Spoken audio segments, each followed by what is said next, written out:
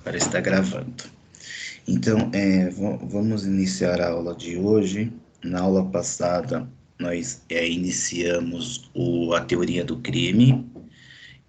A teoria do crime é o tema mais importante que nós temos em direito penal.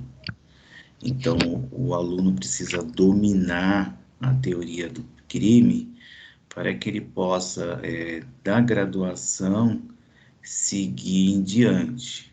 Então, se ele não dominar a teoria do crime, o aluno não vai entender o direito penal. Muitos alunos, quando ingressam na graduação, a matéria que eu mais gosto é direito penal. Tudo bem, a matéria que você mais gosta é direito penal, só que você precisa dominar a teoria do crime. Então, até então, houve bastante introdução da matéria, do que a gente estava lecionando, mas agora, teoria do crime, é importante que vocês saibam, dominem, entendam teoria do crime.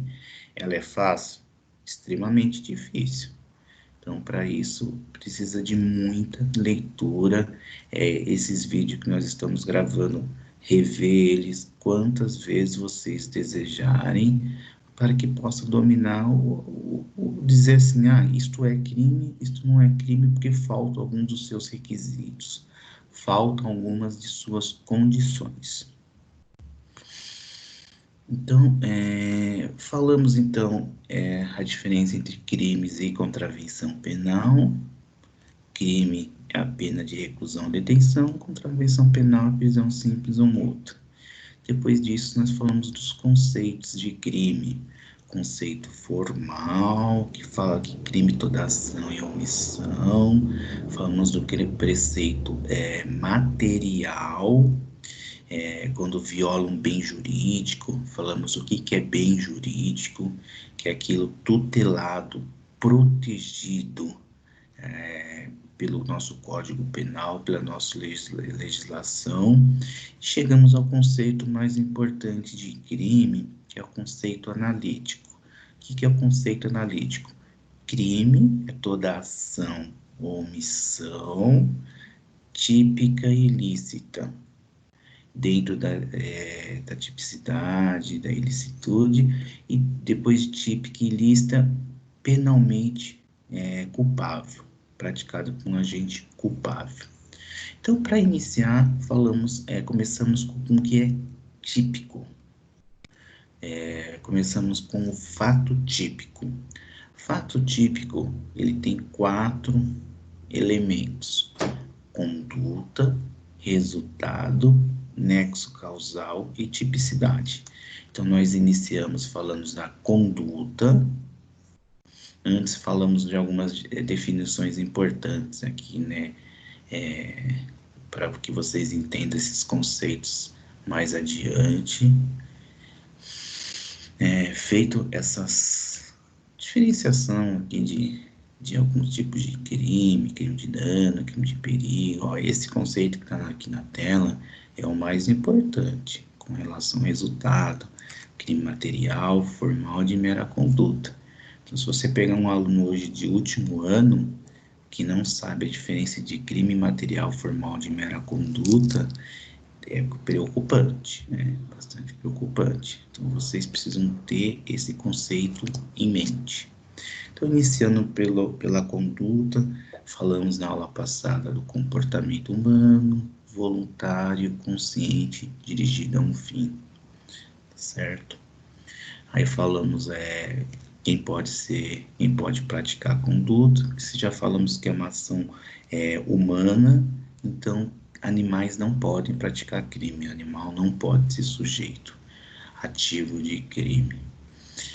Tem que ser voluntária, se não for voluntária, quebra esse elo da ação. Falamos do caso fortuito, força maior, falamos da ação, o ato de ser ação, diferença da omissão, né, deixar de fazer algo. Com isso, nós falamos tudo que se refere, quase tudo, né, que se refere à conduta. Falamos também do resultado, crime material, crime formal, crime de mera conduta. Chegamos aqui, o último assunto da aula foi o nexo causal. Então, a partir daqui que nós vamos avançar na matéria. Nexo causal. O que vem a ser o nexo causal? Nexo causal, pessoal, é esse liame, isto que liga.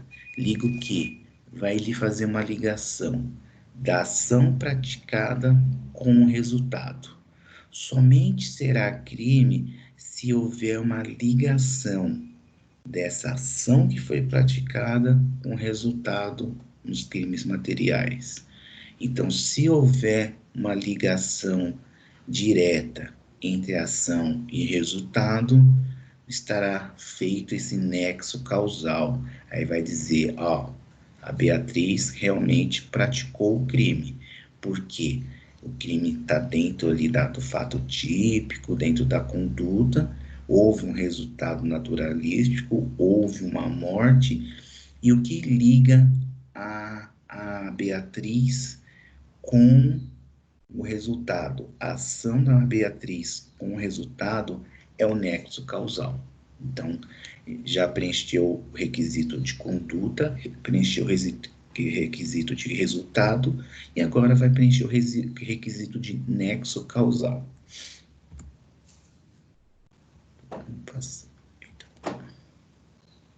Então, vai preencher esse terceiro requisito de nexo causal.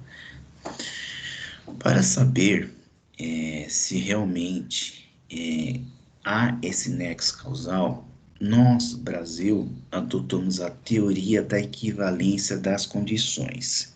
O que é a teoria da Professor, equivalência das... Oi. desculpa eu estar incomodando, é porque o meu slide ele não está passando e aqui aparece para mim assumir o controle. Não, Aí então pois você vai é, ter verifique o que está acontecendo aí, por favor. não, e aí você tem que ver aí, porque você está pedindo para assumir o controle, aí você tem que sair e Apareceu isso voltar. para mim. Ah, então tá, vou sair então vou voltar. Obrigada. Isso. Então, retomando aqui, teoria da equivalência das condições, o conditio sine qua non. O que seria a teoria da equivalência das condições?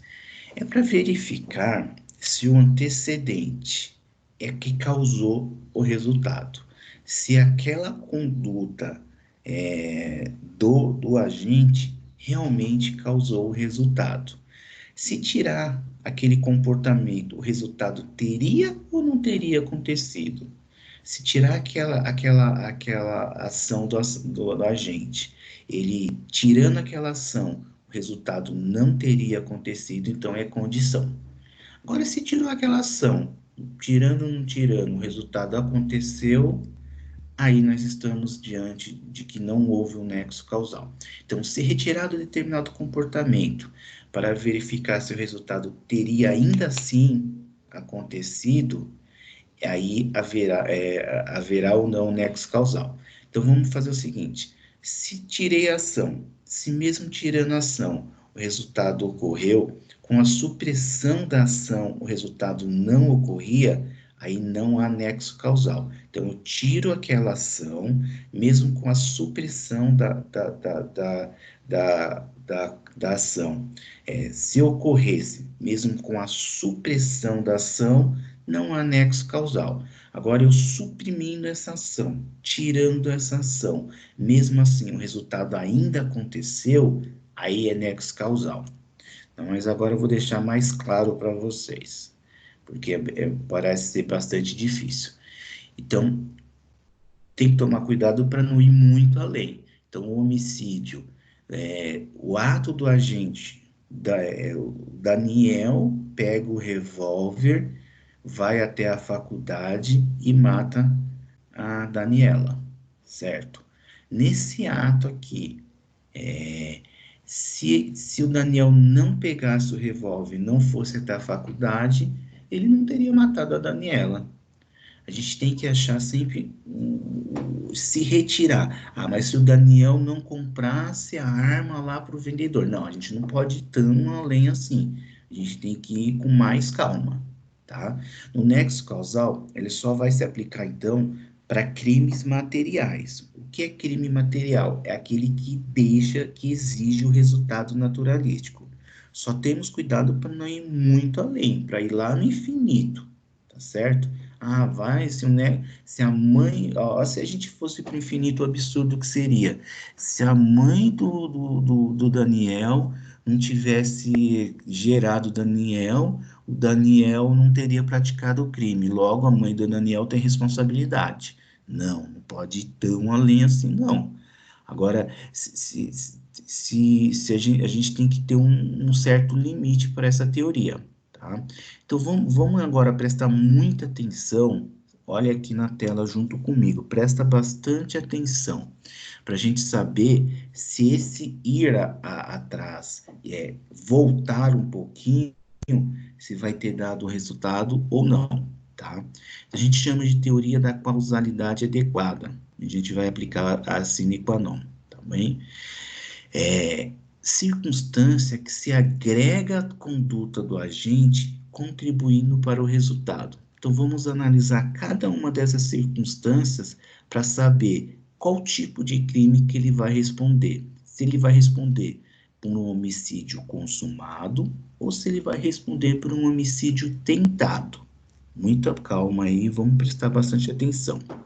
Então, nós temos dois tipos de causa: absolutamente independente e relativamente independente, tá? Absolutamente independente e relativamente independente. Primeiro, nós vamos falar somente das causas absolutamente independentes. Mas, professor, o que é uma causa absolutamente independente? Uma causa absolutamente independente é aquela que produz o resultado por si só. É aquela que só por ela já produziria o resultado, tá certo? Então, nós vamos ter três situações diferentes, onde nós vamos dar três exemplos diferentes, para que vocês possam compreender se o agente responde por crime tentado ou se responde por crime consumado. Então, a primeira causa é absolutamente independente. O que é uma causa absolutamente independente? Ela, por si só, já produz o resultado, né? Absolutamente independente. Nessa causa absolutamente independente, nós vamos dividir três situações: pré-existente, concomitante e superveniente. Pré-existente vem antes da conduta, tá?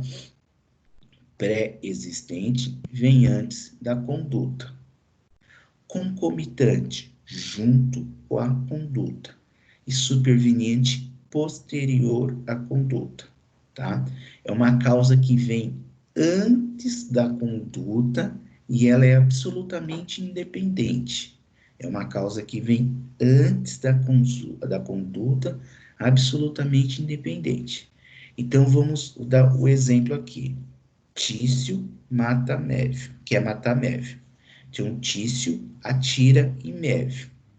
Mas Mévio morre, mas não do tiro que Tício deu. Mévio vai morrer porque ele já havia ingerido veneno. Observe o seguinte: Tício matou Mévio? Não, Tício tentou matar Mévio, porque no laudo médico deu causa da morte, envenenamento. Então, o ato do Tício atirar em Mévio, ele produziu o resultado morte? Não, não foi o Tício que produziu o resultado morte. O que produziu o resultado morte foi o quê? O envenenamento. Então, o envenenamento é uma causa absolutamente independente. Não foi Tício quem envenenou Mévio. O Tício atirou em Mévio. Se Tício atirou em Mévio, só que Mévio morreu não de envenenamento, ele morreu, desculpa, não do tiro, mas ele morreu do envenenamento, nós estamos aí com uma tentativa de homicídio. Mas como tentativa de homicídio se Mévio morreu? Tá, Mévio morreu, só que ele morreu não foi pelo tiro, ele morreu por envenenamento. Então, essa causa aí no nexo de causalidade, ela é absolutamente independente, Quem produziu o resultado foi somente o envenenamento, logo, isso responde somente por tentativa de homicídio. Segunda causa, é uma causa que acontece junto, então ela é concomitante, acontece ao mesmo tempo. Tício e Mévio, então vamos colocar um exemplo aqui. Daniel, juntamente com a Daniela, eles atiram no Eduardo. Então, a Daniela, juntamente com o Daniel, eles atiram em Eduardo, tá certo? Ambos atiram no Eduardo. Só que o que acontece? O Daniel acerta o coração e a Daniela, o tiro pega de raspão. Causa da morte foi o tiro provocado pelo Daniel, que acertou o quê? O coração. Então, a Daniela responde por quê? Tentativa. A Daniela não foi quem causou a morte. A Daniela o quê? Tentou matar. Ao mesmo tempo, o que aconteceu? O Daniel atirou e matou o Eduardo. Então, nesses dois primeiros casos que a gente viu, eles respondem o quê? Por tentativa de homicídio, tá? Tentativa de homicídio. Vamos para o terceiro caso aqui. O terceiro caso é o caso superveniente, é o que vem depois da conduta, posteriormente à conduta. Então, vamos dar mais um exemplo aqui. Agora, vamos usar outros autores. Vamos usar a Emily. Emily não, Evelyn. A Evelyn atira. Cadê a Karina? Eu sempre uso a Karina como exemplo. Será que a Karina já morreu das aulas passadas? Deixa eu ver aqui. Ah, não, tá aqui. Que eu sempre mato a Karina. Então, vamos colocar aí que a Evelyn atira na Karina. Então, a Evelyn discutiu com a Karina e atirou na Karina. A Karina é levada para o hospital. Chega lá no hospital, ocorre um desabamento do hospital e a Karina morre em razão do desabamento. Logo, a Evelyn vai responder também por tentativa de homicídio. Então, observa, gente, assim, para fazer um resumo geral. Na causa absolutamente independente, ela pode ser pré-existente, pode ser concomitante e ela pode ser superveniente.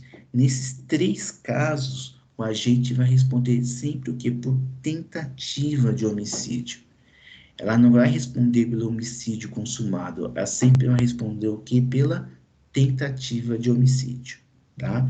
Então, assim, nexo de causalidade, temos a concausa, se for absolutamente independente, pré-existente, concomitante, superveniente. Nesses três casos, ela vai responder o quê? Por tentativa de homicídio e jamais pelo homicídio consumado. Mesmo nesses três casos aqui, mas morreu, tá certo, morreu, mas na causa da morte, que originou a morte, foi algo absolutamente independente.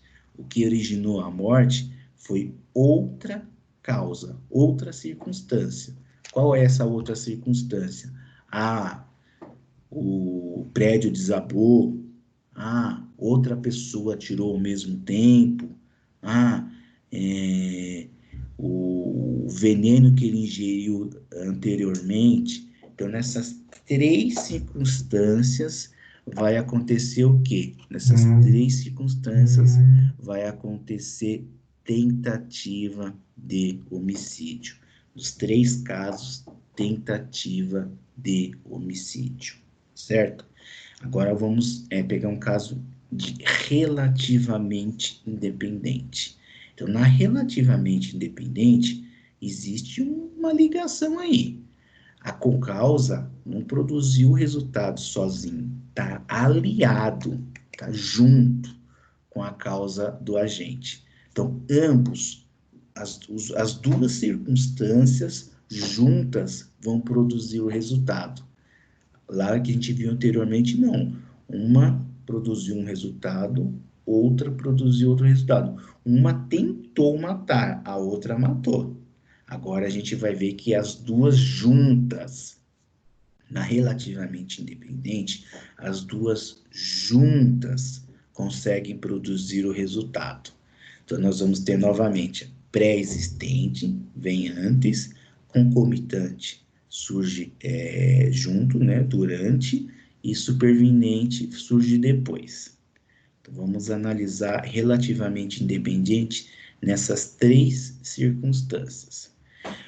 Vocês vão ver que o resultado vai ser diferente. Na relativamente independente, nesse caso, a concausa não produz o resultado sozinha. Como eu falei, ela está aliada à conduta do agente, junto à conduta do agente, tá? Vamos citar o exemplo aqui, o exemplo famoso. A vítima é uma vítima hemofílica. Sabe o que é hemofílica, né?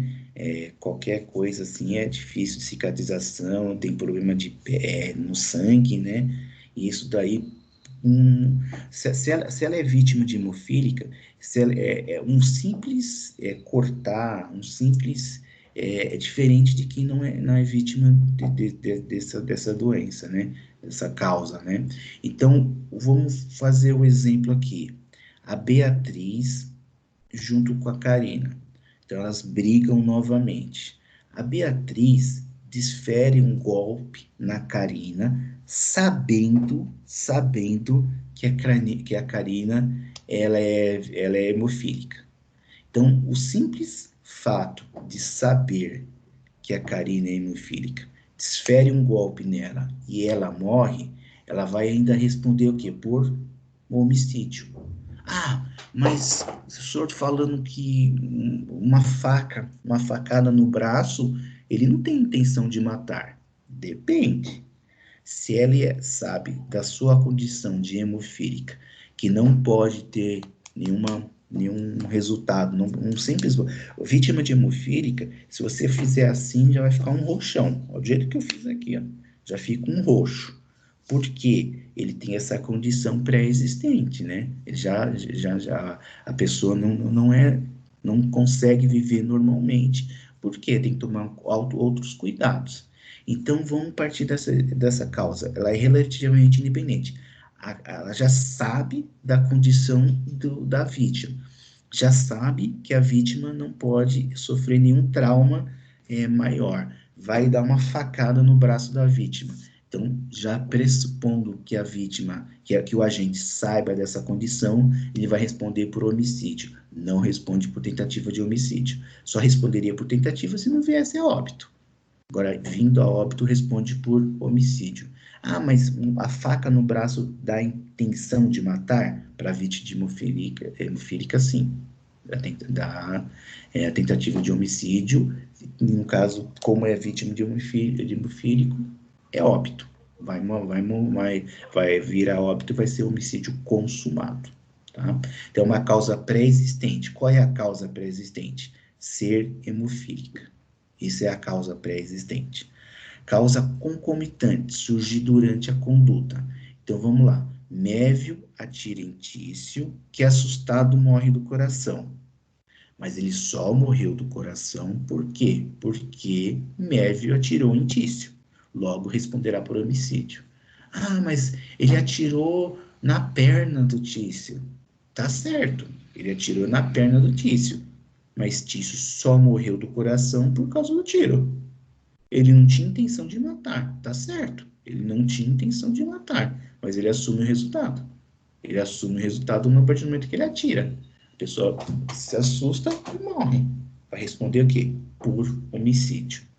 E agora na causa superveniente, a causa que vem depois, tá? Tício acerta Mévio, que é levado pela ambulância.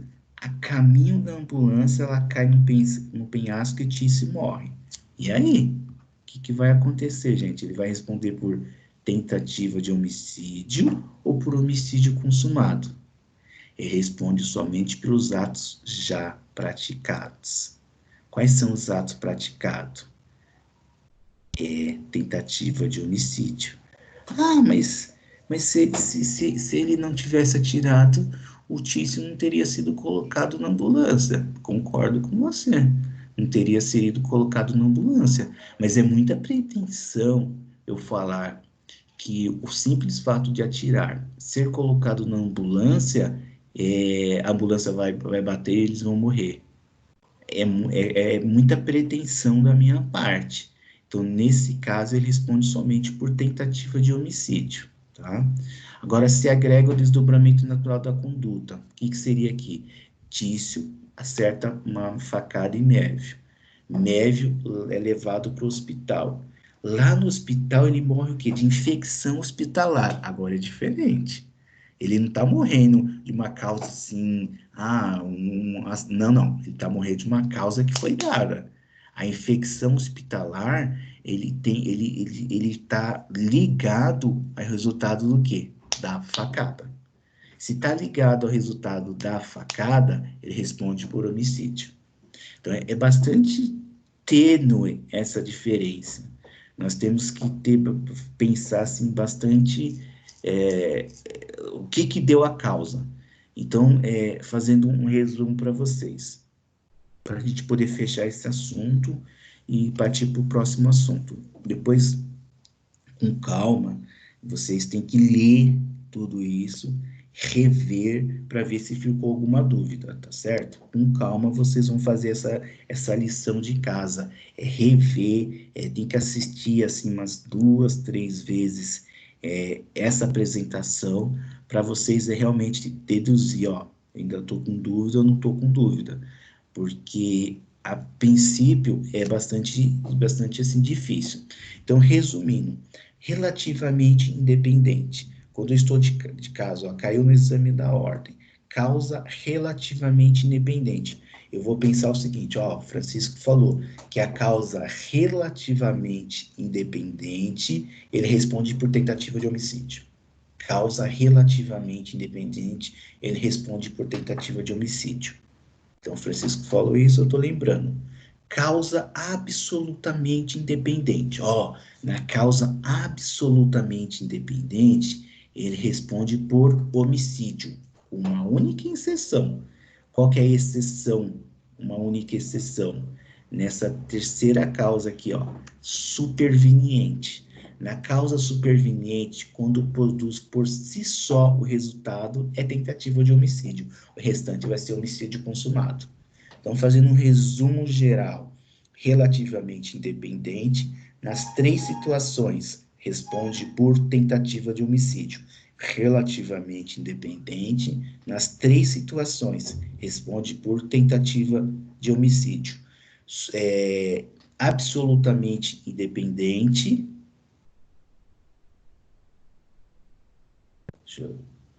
Espera aí, acho que agora eu mudei, né? Então, vamos lá.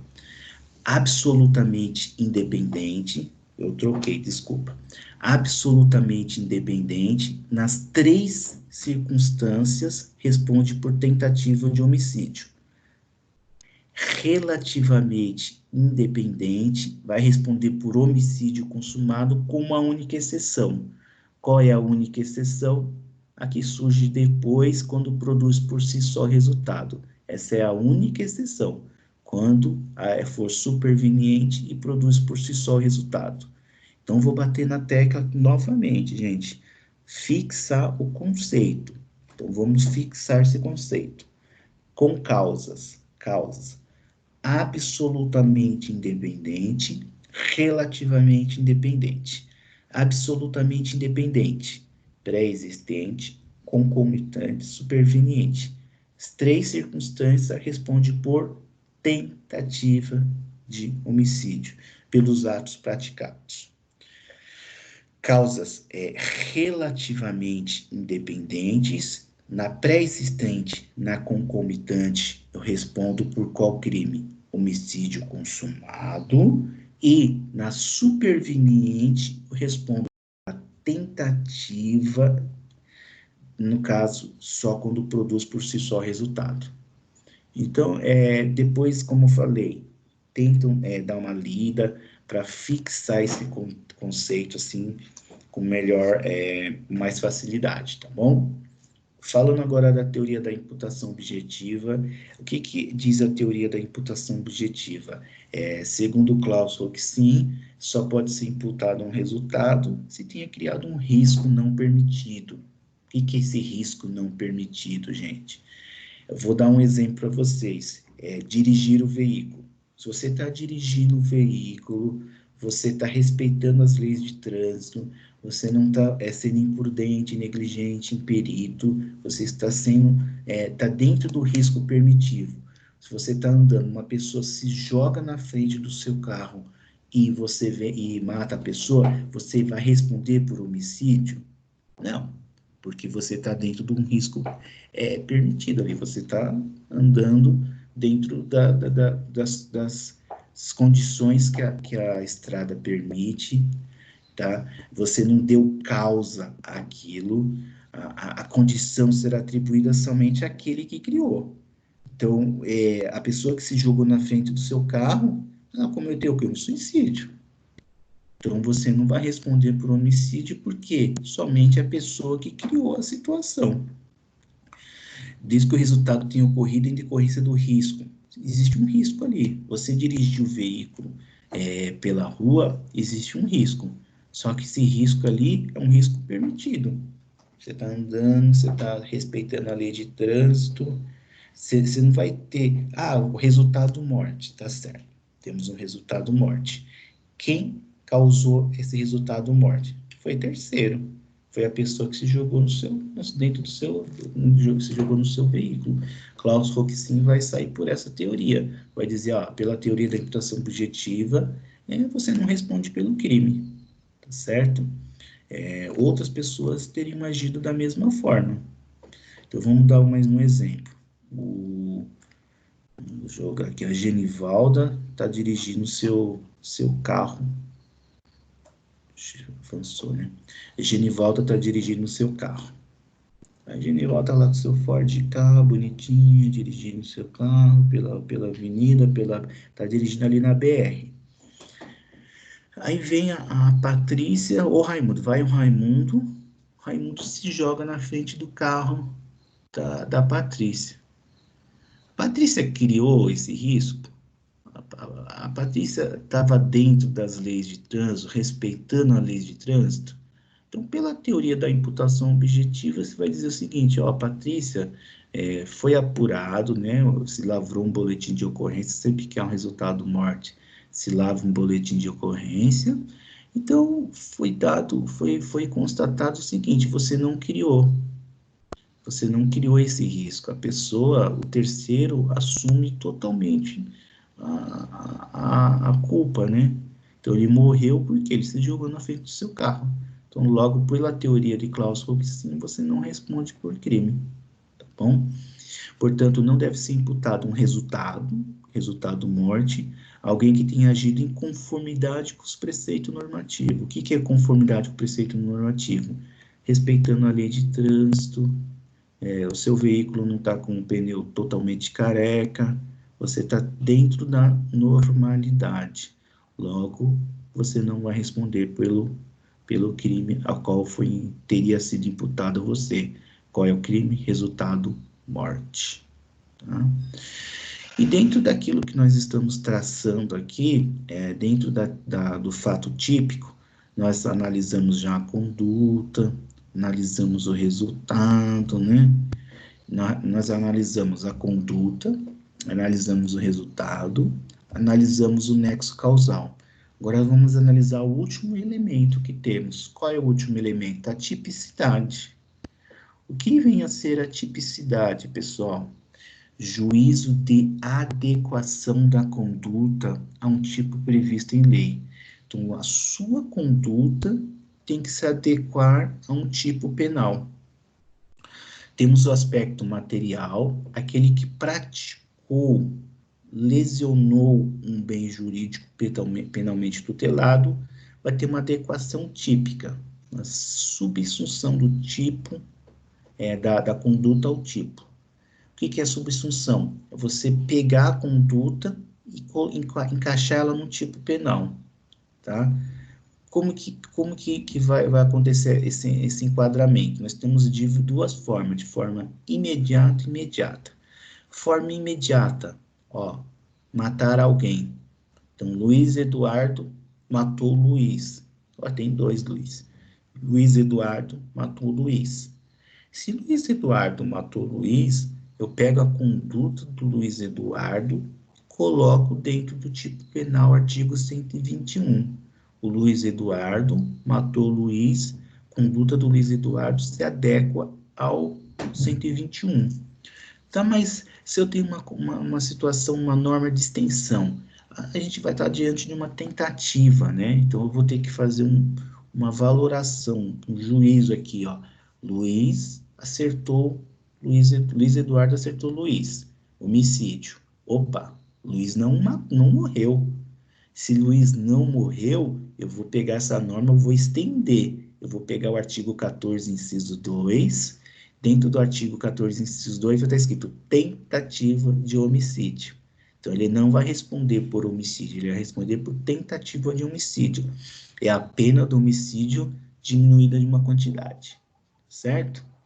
A Zaffaroni fala da tipicidade conglobante, só para vocês saberem, existe uma conduta normativa que vai ser praticado pelo agente e deve ser contrário ao ordenamento jurídico como um todo.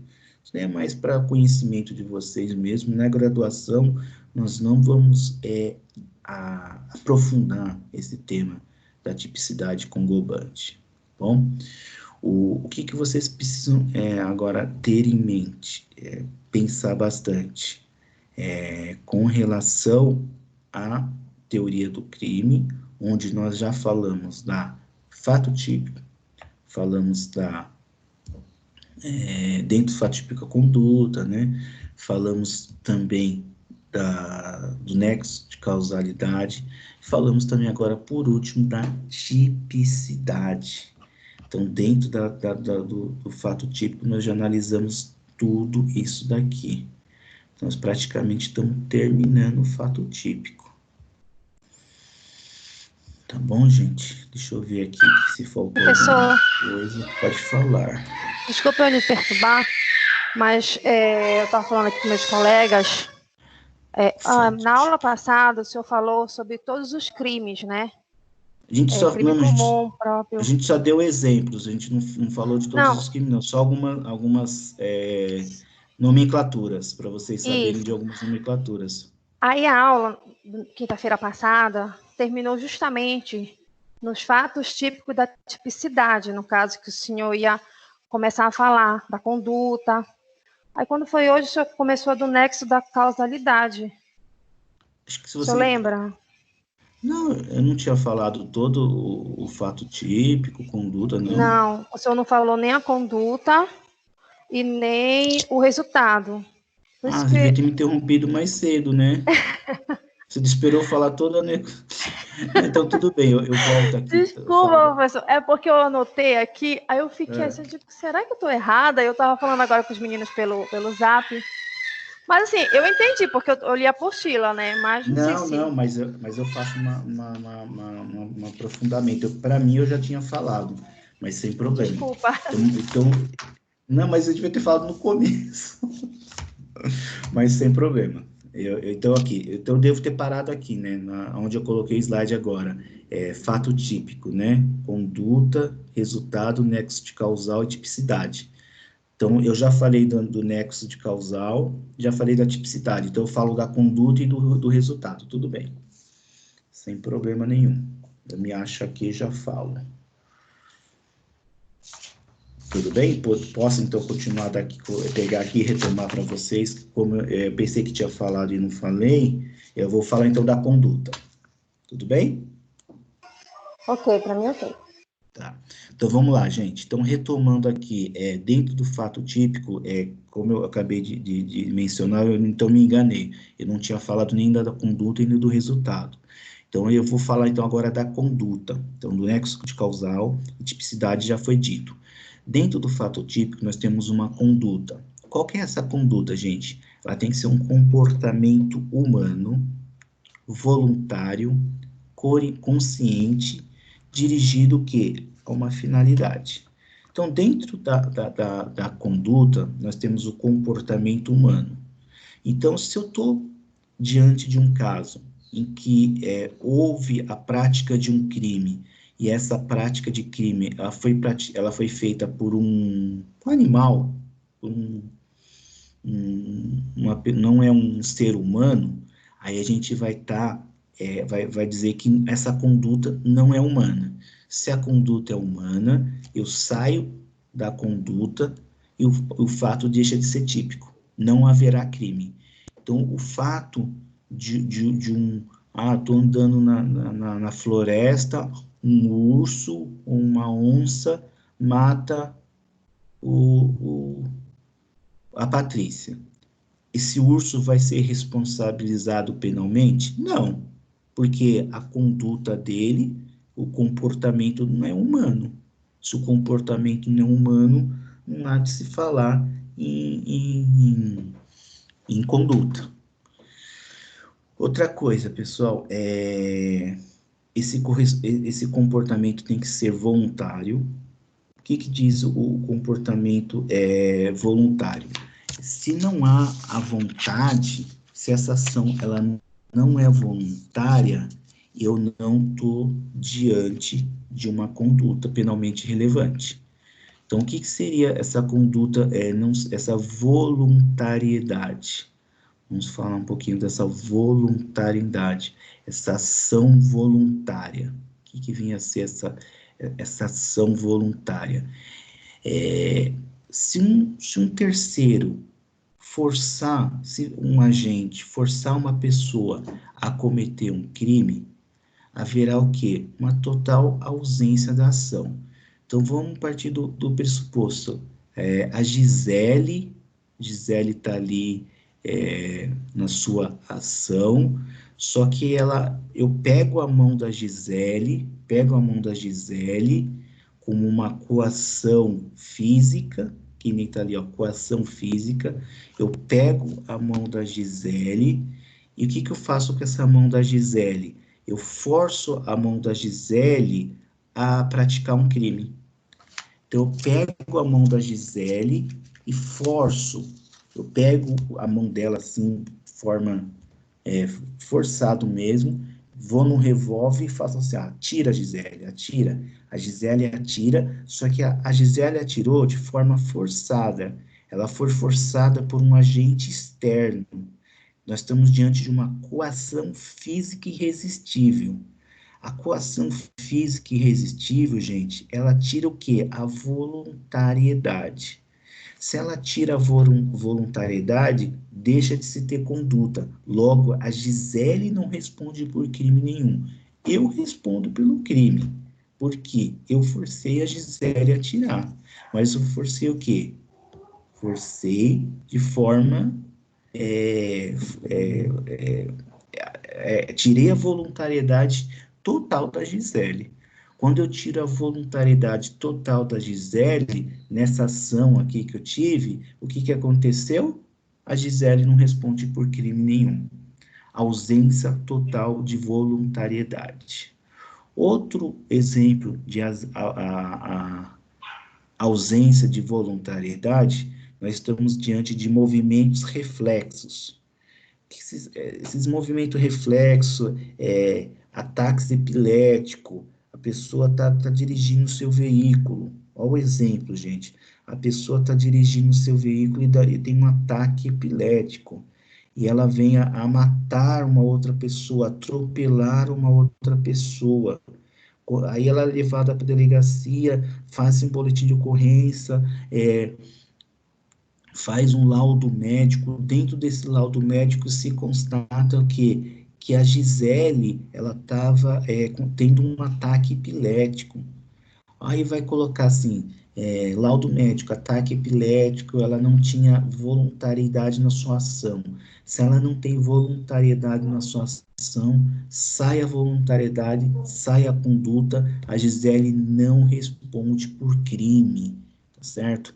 Por ausência do fato típico.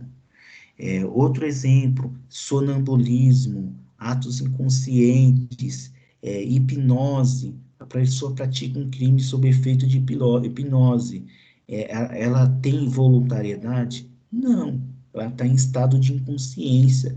Se ela está em estado de consciência, tiro a voluntariedade dela. Se eu tiro a voluntariedade dela, logo ela deixa de responder pelo crime.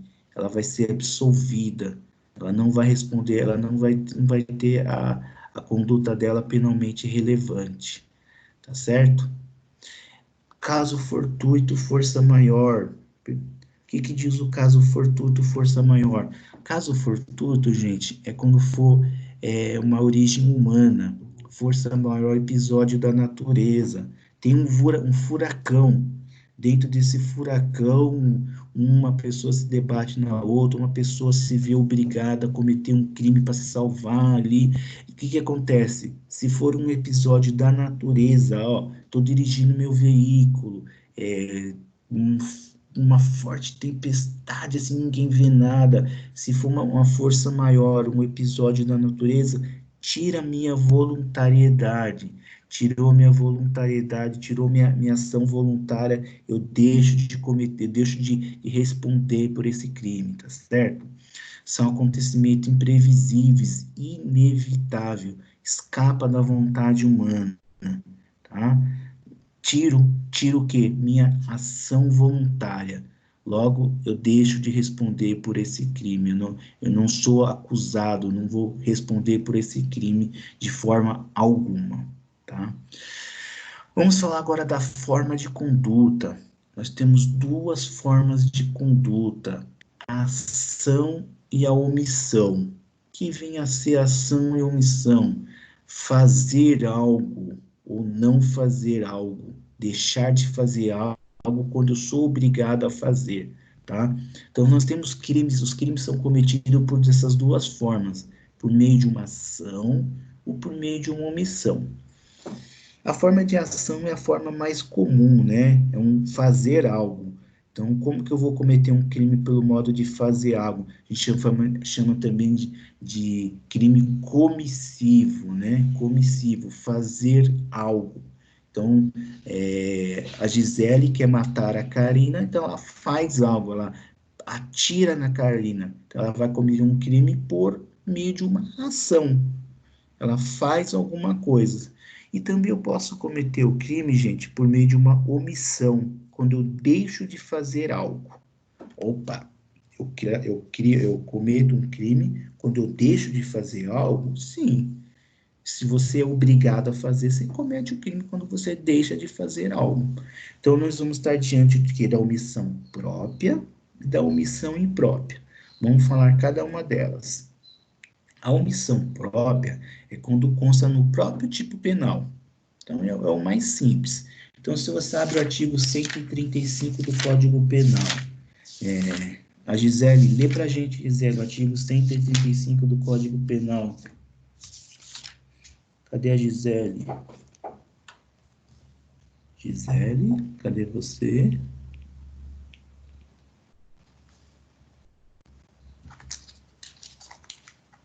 Gisele? Karina? Bom dia, Ah, professor. Só um minuto. bom dia. Pensei que a Gisele estava dormindo.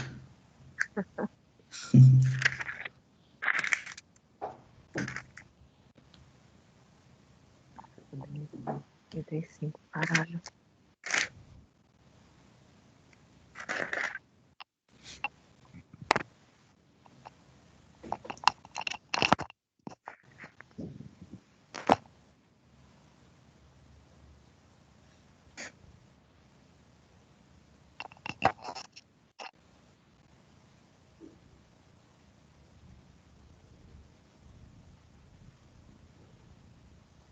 Só o caput, professor. Só o caput, artigo 135.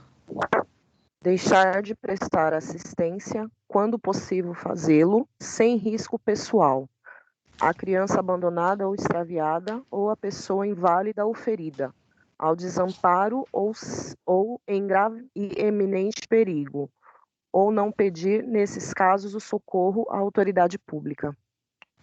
Perfeito. Então, eu estou dirigindo meu veículo, eu provoco um acidente ali, eu atropelo uma pessoa, tá certo? Então, se eu atropelo uma pessoa e saio sem prestar socorro, eu estou diante de um crime cometido por meio de uma omissão. Então, eu estou deixando de prestar socorro quando deveria. É diferente, gente, quando eu cometo um crime, mesmo exemplo, eu atropelo uma pessoa, aí vem várias pessoas e quer me lixar, né? Quer me agredir. Aí eu posso, porque ó, aqui, ó, desde que não tem iminente perigo. Então, se eu não estou em iminente perigo, eu não respondo pelo crime, não.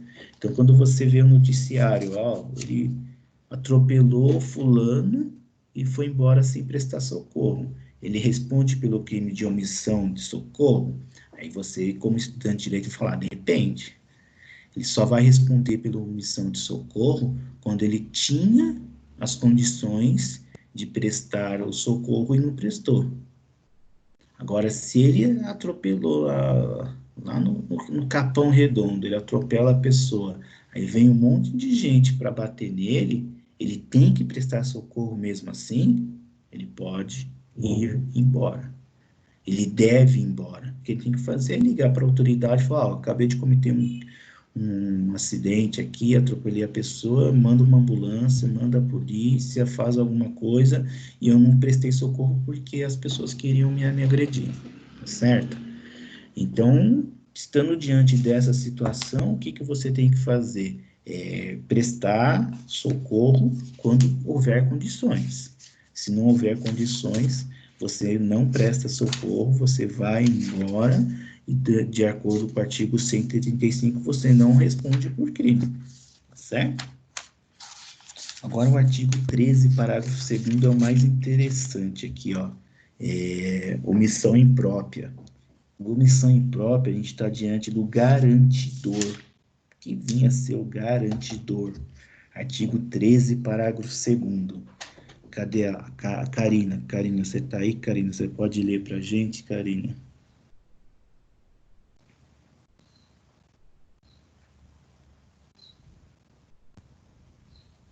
Karina.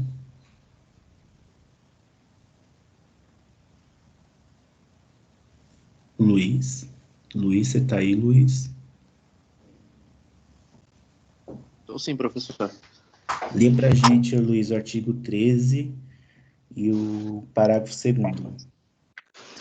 Ok. O artigo 13 diz: o resultado de quem depende a existência do crime somente é imputável a quem lhe deu a causa. Considera-se a causa a ação ou omissão sem a qual o resultado não teria ocorrido. Ó, gente, agora vai de encontro com o que a gente falou no começo da aula, nexo de causalidade. Então, o nexo de causalidade tá indo de encontro aqui o artigo 13. Então, o que nós falamos no início da aula, vocês têm que ter em mente o artigo 13. Parágrafo 2º, por favor, Raimundo.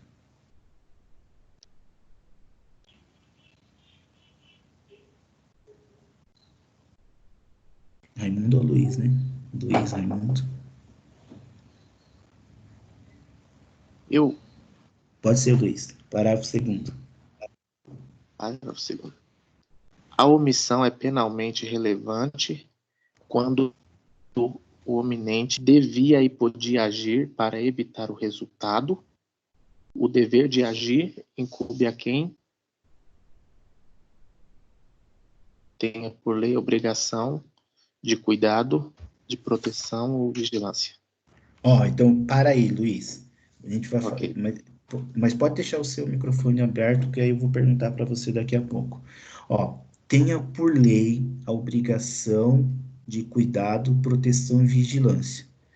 Por exemplo, pai em relação ao filho. Pai em relação ao filho tem por lei a obrigação de cuidado. Então, se o pai em relação ao filho houver o filho tá o exemplo básico, a pessoa sai de casa, deixa o filho em casa e ele mora lá no 13º andar. Então, gente, ele tem por lei o cuidado com o filho.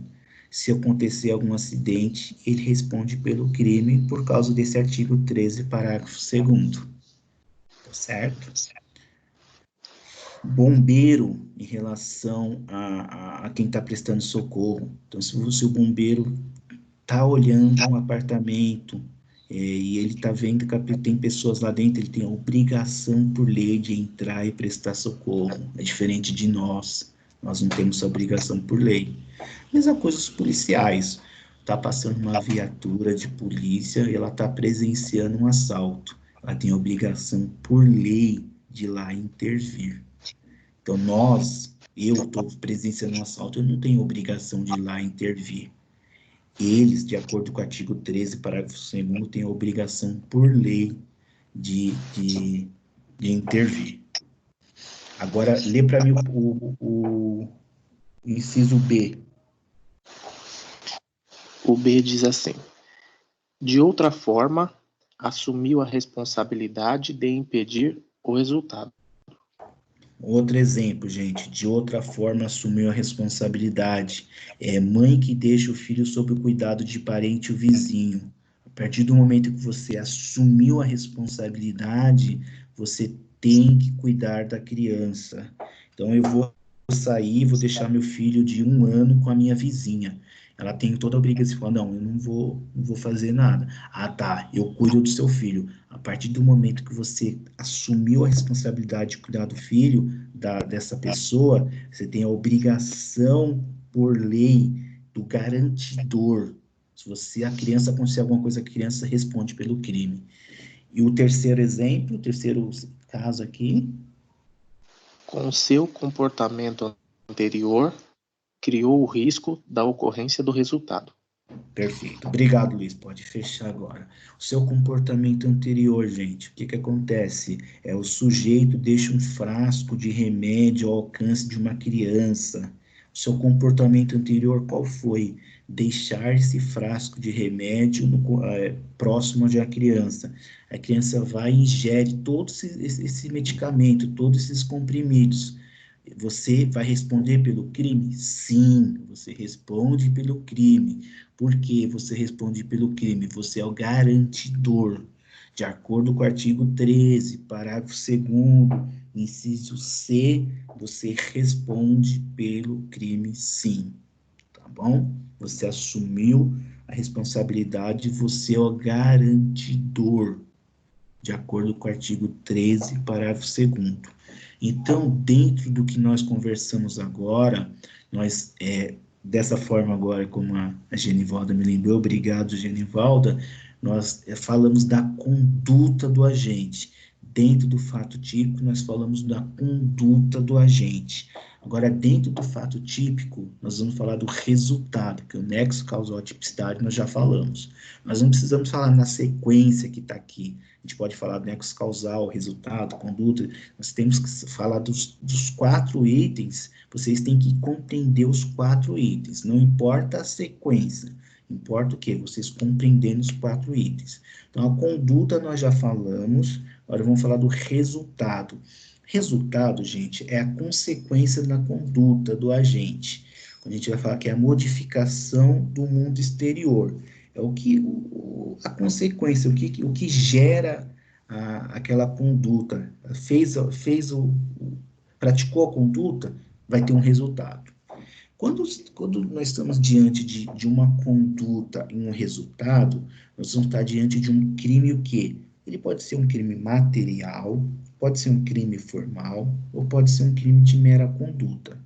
Presta bastante atenção. Pode ser um crime material, pode ser um crime formal, pode ser um crime de mera conduta. Então, vamos compreender o que é cada um desse tipo de crime. Crime material, crime formal e crime de mera conduta. O crime material, gente, é o crime que a gente tem uma conduta e um resultado. Nós temos uma conduta e um resultado. Tá? Crime o que é esse resultado? Esse resultado é a consumação do crime. Então, vamos explicar para vocês aqui, ó. Exemplo, homicídio. Conduta, matar alguém. Resultado, morte. Nós temos o homicídio, é um crime material. Se ele é um crime material, porque ele tem um resultado. Qual é o resultado? Morte. Então, nós temos uma conduta e um resultado. Se esse resultado não se consumou, não aconteceu, nós estamos diante do que, gente? Uma tentativa. Estamos diante de uma tentativa. Quando o crime não se consuma, nós estamos diante do quê? De uma tentativa. Crime formal. Crime formal, eu tenho a conduta, eu tenho o resultado. Perfeito. Eu tenho tanto a conduta como eu tenho o resultado. Mas a consumação pode ou não acontecer, independe de acontecer. Olha o exemplo para vocês terem ciência. Extorsão mediante sequestro. Estou diante de um crime de extorsão mediante sequestro. Perfeito. Esse crime tipificado, tá certinho. Qual é a conduta? Extorquir. Pedir o dinheiro. Então, eu pego, sequestro a Karina, ponho a Karina no cativeiro, chego pro marido da Karina e falo, ó, eu já dei esse exemplo antes, até foi com a Karina mesmo, por isso que eu pensei que eu tinha dado essa aula. Chego pra Karina e falo, ó, o marido da Karina fala, Karina, marido da Karina, você quer a Karina de volta? Beleza, R$5. R$5 para você ter a Karina de volta. Gente, observa que esse crime, ele se consuma quando eu peço, quando eu chego para a pessoa e falo, ó, a Karina está sequestrada por R$5. O crime já está aqui. Se consumou quando eu pedi dinheiro. Agora, o fato de eu receber ou não a quantia é irrelevante. Não tem relevância alguma. Eu recebendo ou não a quantia, o crime já está o quê? Consumado. O crime já se consumou, tá? Hoje à noite eu vou dar uma aula para o pessoal da noite, vou falar de crimes contra a administração pública. Se alguém quiser, não tiver nada para fazer à noite, eu convido a assistir. Por quê? Quando eu estiver falando dos crimes contra a administração pública, eu vou estar falando ali de alguns crimes formais. O que são esses crimes formais ali? Vou falar do peculato. Quando eu falo do peculato, o peculato não existe um resultado naturalístico, tá?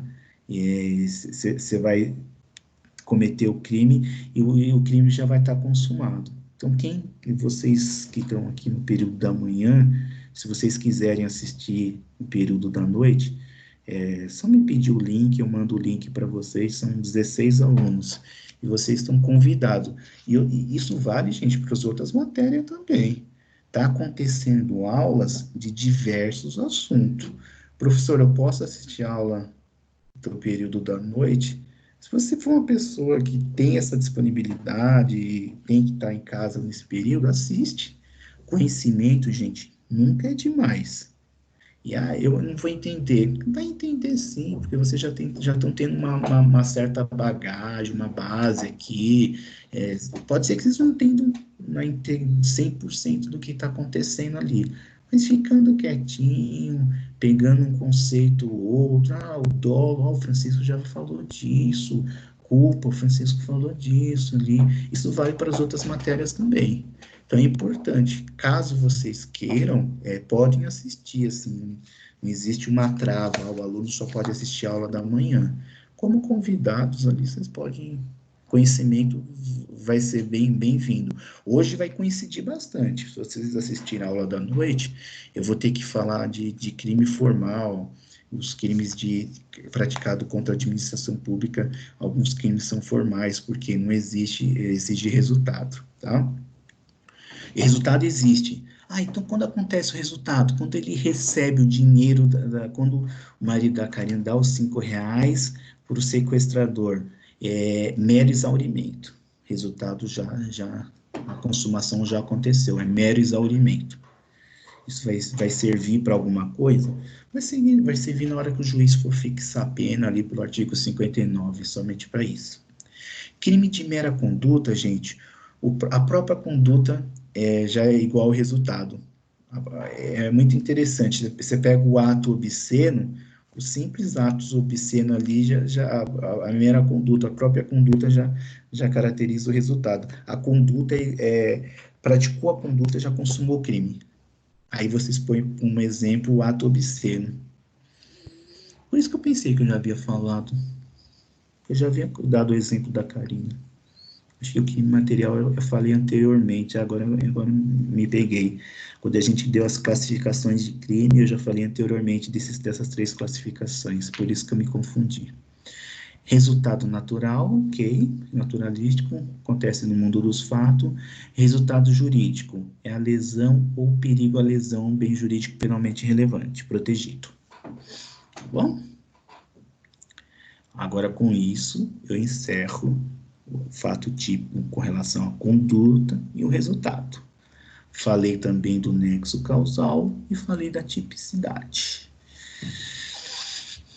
Pessoal, como lição de casa, não acabou ainda a aula, tá? Eu vou só mudar o slide. Mas como lição de casa, rever esses conteúdos, tá? Dá uma lida nova, ver novamente esse vídeo, para ver se não vai ter nenhuma dúvida aí no futuro. Eu acredito que se vocês conseguirem fazer essa revisão dos vídeos, não só da minha aula, mas pegar a aula dos outros professores também, vocês vão conseguir fixar o conteúdo de forma melhor do que se estivesse em sala de aula. Pelo fato de vocês conseguirem rever quantas vezes quiserem.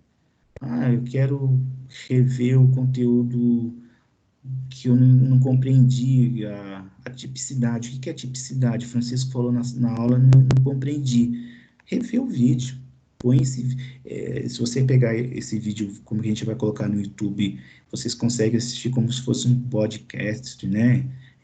Só o som, não precisa estar vendo. Então, aproveitem e assistam quantas vezes vocês quiserem. Uma coisa que é bastante interessante, vocês como estão no primeiro semestre, o professor Lucas, ele está dando aula de teoria geral do processo, né? Aqueles vídeos do professor Lucas, que coisa valiosa para vocês, gente. Aquela matéria é muito difícil. Então, pega a sequência do vídeo do professor Lucas, salva, guarda, que ali vocês vão usar para a vida inteira. Assim como esses aqui de direito penal. Quando eu digo que vai usar para a vida inteira, por quê, gente? Porque é muito valioso. Se você pegar um aluno aí de último ano, você fizer uma pergunta, fulano, você entende a teoria do crime? O que você entendeu da teoria do crime? Esse aluno de 5º ano, ele teve a matéria uma vez só na faculdade. Se ele não foi atrás de outros vídeos na internet, em cursos preparatórios, ele viu só uma vez. Então, dificilmente, quando o aluno tem somente uma vez visto isso, ele vai fixar tão bem a matéria.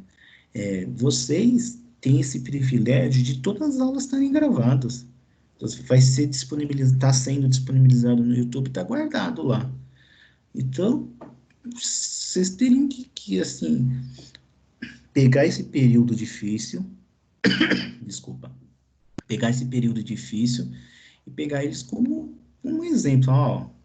Infelizmente, aconteceu isso, nós não podemos estar na faculdade. Qual que é o benefício disso? O benefício disso é que eu vou ter isso pelo resto da vida.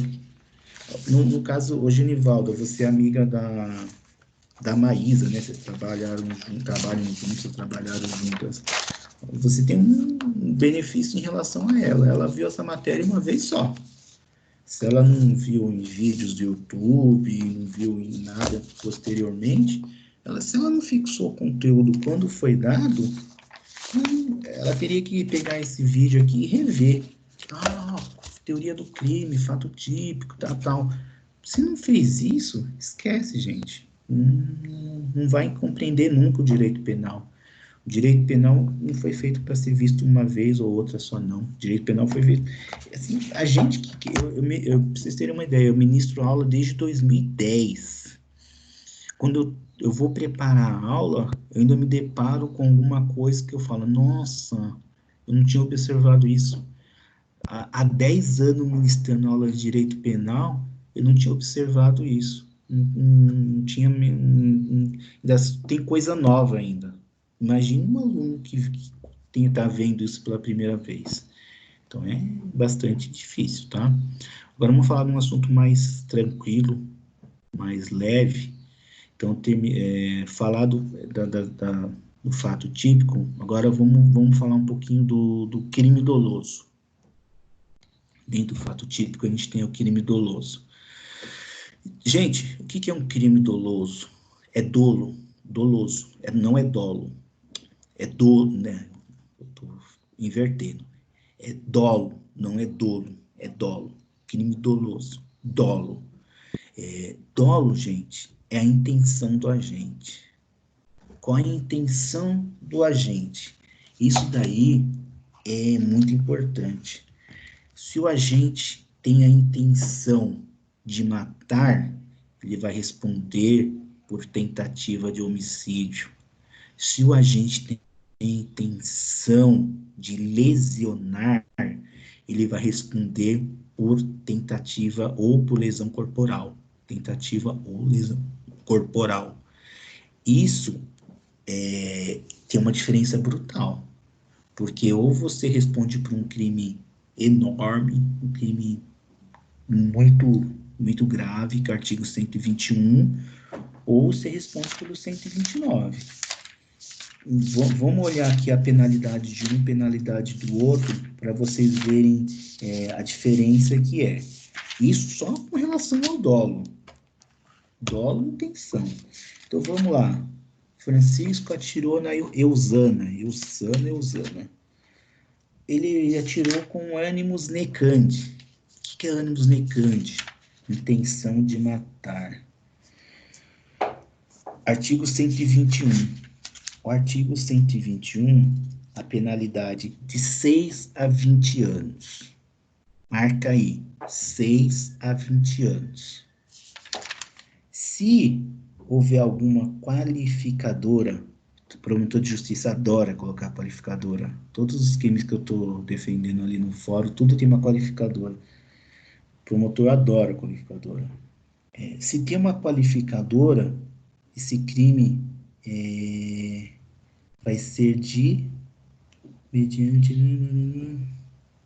seria cometido mediante pago. Artigo 121, acompanha comigo. Artigo 121, parágrafo 2º. Reclusão de 12 a 30 anos. Gente, reclusão de 12 a 30 anos. 12 a 30 anos. Certo? Artigo 129. Ó a diferença. Ofender a integridade física corporal. A lesão corporal leve. Detenção de 3 a 1 ano. Detenção de 3 a 1 ano. Olha a diferença, gente. Você pega uma reclusão de 12 a 30, né? De 12 a 30, de 12 a 30 anos, com uma detenção de 3 meses a 1 ano. Tudo isso daí levando-se em conta o quê? A intenção do agente, o dolo, a intenção que o agente tem ao cometer o crime. Observaram que a diferença é brutal, uma diferença assim astronômica. Dolo, vontade mais consciência. Dolo, vontade mais consciência. De realizar os elementos objetivos do tipo penal. Qual é o elemento objetivo do tipo penal? É aquilo que está descrito ali na lei, ali, ó, artigo 121, matar alguém, artigo 121, 155, aqui que diz o artigo furto, subtrair coisa alheia móvel. Ali a gente tem os elementos objetivos do tipo penal. Então, gente, se eu pego aqui um artigo qualquer, qual que é a regra? A regra sempre vai ser em que o crime é cometido a título de dolo. Sempre vai ser a título de dolo. Então, tudo que está aqui no artigo penal, se não tiver escrito a palavra imprudência, negligência, se não tiver escrito que houve culpa, vai ser sempre dolo. Então, se não tiver escrito que houve culpa, vai ser sempre dolo, tá certo? Então, a regra dos artigos aqui vão ser todos os crimes o quê? Dolosos. Isso é a regra do crime doloso. Então, vamos praticar um pouquinho aqui para vocês entenderem e não sair com nenhuma dúvida na aula de hoje. O Eduardo, consegue me ouvir, Eduardo?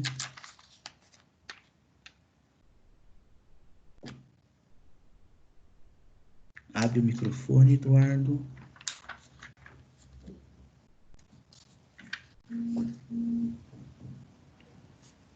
Não, Eduardo, acho que cochilou. Elisandra, consegue me ouvir, Elisandra? Eduardo Luiz ou Luiz Eduardo? Só você Tô mesmo, aqui. Eduardo. Pode ser o Oi? Eduardo.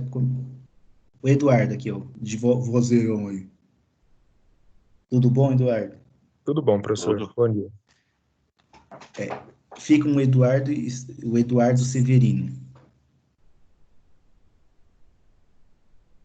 Tá me ouvindo, Eduardo Severino? Estou. Eduardo Severino, lê para mim o artigo 121 do Código Penal. Professor, eu não tenho o código aqui. Eu não peguei. Então vamos lá, Luiz Eduardo. Fecha o Eduardo Severino e abre o Luiz Eduardo. Só um minuto. Vamos praticar um pouquinho aqui.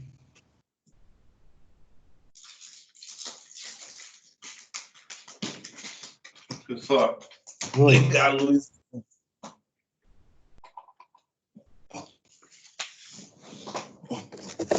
Artigo 121.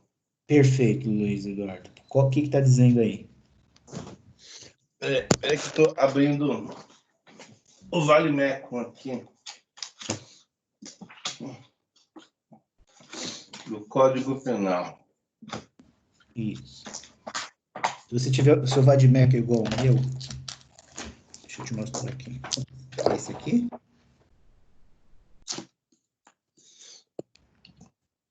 Sim, eu ganhei da faculdade. Abre na Inclusive. página 447. Ah, agora facilitou. Ah, é.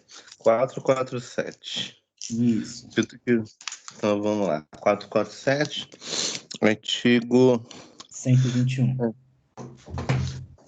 121.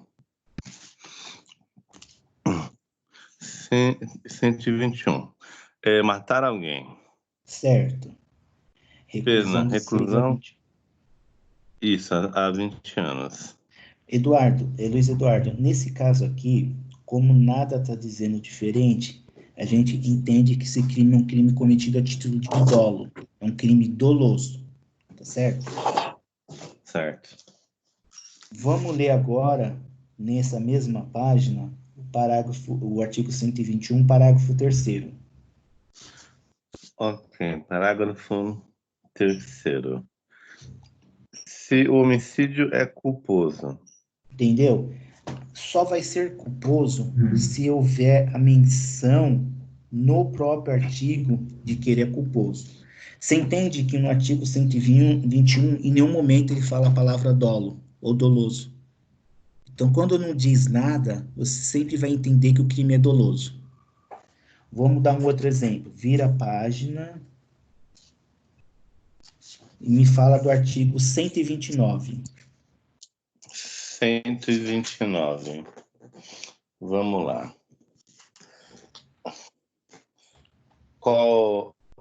Ofender a integridade corporal ou a saúde de outrem. Perfeito. Aí eu te pergunto, tá escrito aqui dolo? Não, Está escrito aqui culpa. também não. Se não está escrito nem dolo nem culpa, o crime vai ser doloso. Sempre vai ser doloso. Agora, lê para mim o parágrafo 6º. Parágrafo 6º, vamos lá. Se a lesão é culposa. Aí é crime culposo. Então, quando for doloso, não vai estar escrito nada. Vai estar escrito somente o caput, só vai estar escrito a conduta. Agora vira a página, artigo 146. Lê para mim o artigo 146. Vamos lá, 146. Constrangimento ilegal. Constranger alguém mediante violência ou grave ameaça, ou depois de haver reduzido, por qualquer outro meio, a capacidade de resistência, a não fazer o que a lei permite, ou fazer o que ela não manda. Nesse caso, Luiz Eduardo, está escrito alguma coisa de culpa? Não. Se não está escrito nada de culpa, o crime é o quê? Doloso. O doloso. Tá bom? Certo. Então agora, para vocês compreenderem, a regra é crime doloso. Se for culpa, vai estar escrito no tipo penal que o crime é culposo. Entendeu, Luiz? Sim. Entendi. Tá bom.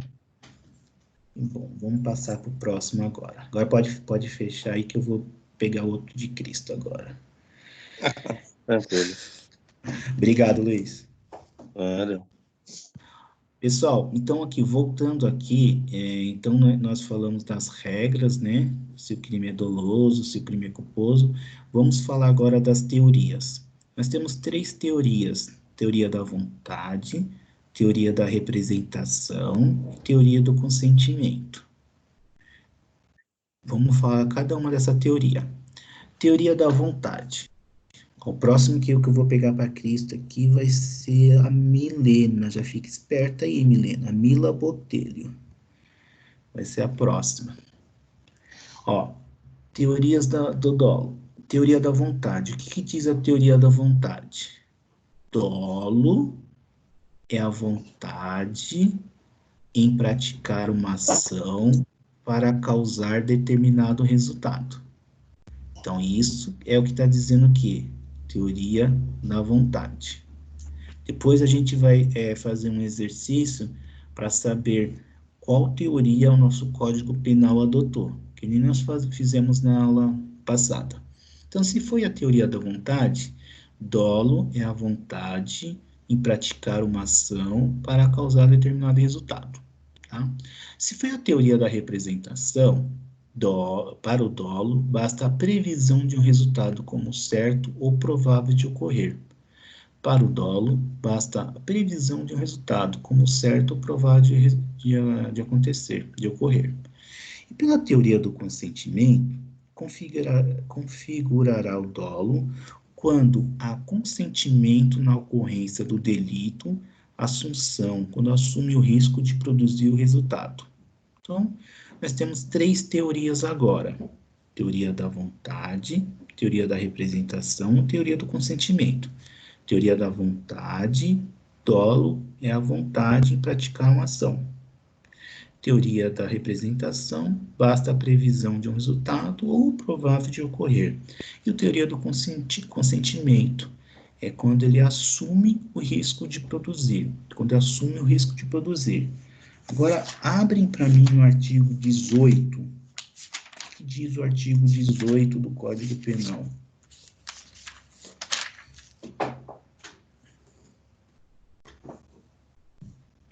Artigo 18. Milena? Me ouve, Milena? Sim, professor. Lê para mim o artigo 18, Milena. Disse o crime. Crime doloso. Doloso quando o agente quis o resultado ou assumiu o risco de produzi-lo. Perfeito. Não, só o doloso. Hoje a gente só vai falar do doloso. Então, no artigo 18, inciso 1, diz assim: crime doloso, quando o agente quis o resultado ou assumiu o risco de produzi-lo. Agora pensem, gente, vocês que estão aqui até as 10 horas da manhã comigo. Pensem, nós adotamos a teoria da vontade, nós adotamos a teoria da representação, nós adotamos a teoria do consentimento, nós adotamos as duas, nós adotamos as três, nós adotamos uma, nós adotamos duas, nós adotamos três. Com base só no artigo 18, inciso 1, vocês vão concluir que nós adotamos qual teoria com relação ao dolo? Camila Vasconcelos. Você está aí, Camila Vasconcelos? Estou, professor. Camila, o que você acha, com base na leitura do artigo 18, inciso 1? Nós adotamos a teoria da vontade, da representação, do consentimento, ou uma ou outra, ou mais de uma, qual nós adotamos? Eu acho que só a teoria que nós adotamos a teoria do consentimento. Só a do consentimento? Isso. Tá. Fecha você agora. Daniel. O que o Daniel acha?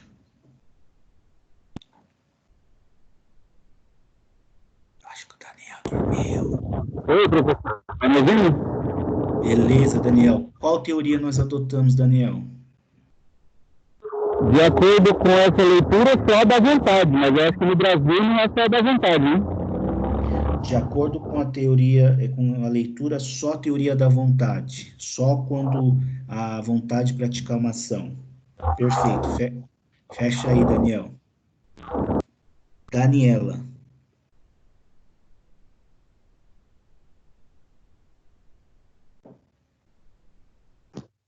Oi, professor. Qual teoria nós adotamos, Daniela?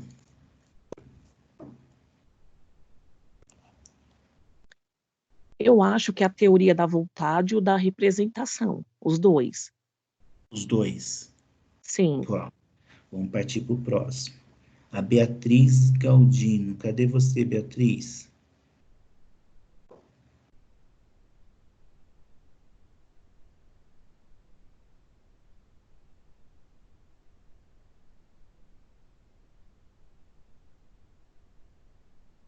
Acho que a Beatriz não está entre nós, mas... Genivaldo. Oi, professor. Qual teoria nós adotamos, Genivaldo? De acordo com o código, eu entendo que é a teoria da vontade, de praticar uma ação para causar determinado resultado. Certo. Então diz assim, diz o crime doloso, quando o agente quis o resultado. Aí você está falando que é a teoria da vontade. E quando a gente assumiu o risco de produzir, qual é essa teoria? Quando a gente assume o risco, acho que é a teoria do consentimento. Perfeito, parabéns. Então, de acordo com nosso Código Penal, Genivaldo, o que nós temos? Falamos, né? Lemos o artigo 18, inciso 1. Então, de acordo com o nosso Código Penal, nós temos dolo direto, doloso, quando a gente quis o resultado. Quando a gente quis o resultado, dentro dessa primeira parte do artigo 18, nós adotamos a teoria da vontade. Primeira parte do artigo 18, nós adotamos a teoria da vontade. E quando a gente assumiu o risco de produzir o resultado, nós adotamos a teoria do consentimento. Teoria do consentimento. Então, com base nessa leitura do artigo 18, inciso 1, temos que adotamos a teoria da vontade junto com a teoria do consentimento. Essas duas teorias foram adotadas. Então, os elementos que nós temos do dolo são dois elementos. Nós temos o dolo, a consciência mais a vontade. Então, nós temos a consciência aliada à vontade. Então, esses dois são os dois elementos constitutivos do dolo: consciência e vontade. Consciência e vontade de realizar determinada conduta. Eu tenho que ter a consciência e a vontade, tá? Dolo direto, artigo 18, quando a gente quis o resultado. Quando a gente quis o resultado, eu estou diante de um dolo direto. Então, o que é um dolo direto? Quando a gente quer o resultado. Quando a gente quis o resultado, estou diante de um dolo direto. E quando a gente assume o risco de produzir o resultado? Quando a gente assume o risco de produzir o resultado, estou diante de um dolo eventual. Eu tenho um dolo direto e um dolo eventual. Quando a gente quer o resultado, é o dolo direto. Quando a gente assume o risco, é um dolo eventual. Outras classificações de dolo: o dolo genérico. Então, se eu falar, o que é um dolo genérico? Consciência e vontade de praticar o delito. É o dolo que nós estamos falando. Consciência e vontade de praticar um delito, artigo 121 do Código Penal. E quando eu tenho um dolo específico? Então, dolo específico, eu vou olhar ali no artigo 159. O que é o dolo específico? É quando está escrito ali no artigo, com o fim de. Então, o artigo 159, ele vai dizer o seguinte: sequestrar pessoa com o fim de obter para si ou para outrem qualquer vantagem como condição ou preço de resgate. Então, o dolo específico é quando vier escrito especificamente ali no tipo penal, com o fim de. Então, eu estou diante de um dolo específico. Dolo alternativo, eu tenho uma pluralidade de resultado para produzir qualquer um. Então, eu vou ou lesiono, ou pratico homicídio, eu tenho uma alternatividade de intenção ali. Ou eu lesiono, ou eu pratico homicídio, dane-se. Ou um ou outro, eu estou ali no dolo alternativo. Ou eu posso ter o cumulativo, eu pretendo alcançar os dois resultados, né? Eu pretendo, é um e. Eu quero ferir, depois eu quero matar. Aí eu estou diante de um dolo cumulativo. Então, no dolo alternativo, eu tenho um ou. Dolo alternativo, eu tenho um ou. Um dolo cumulativo, eu tenho o quê? Um e. Dolo cumulativo, eu tenho um e. Certo?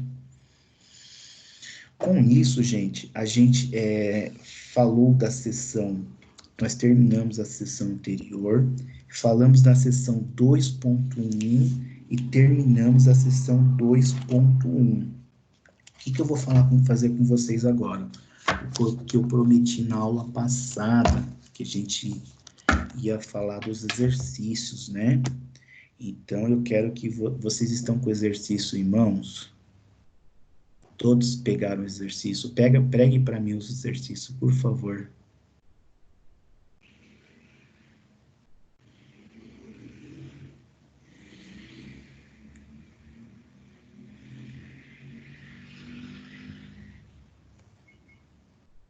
Todos pegaram o exercício? Sim, professor. Mais alguém deixou de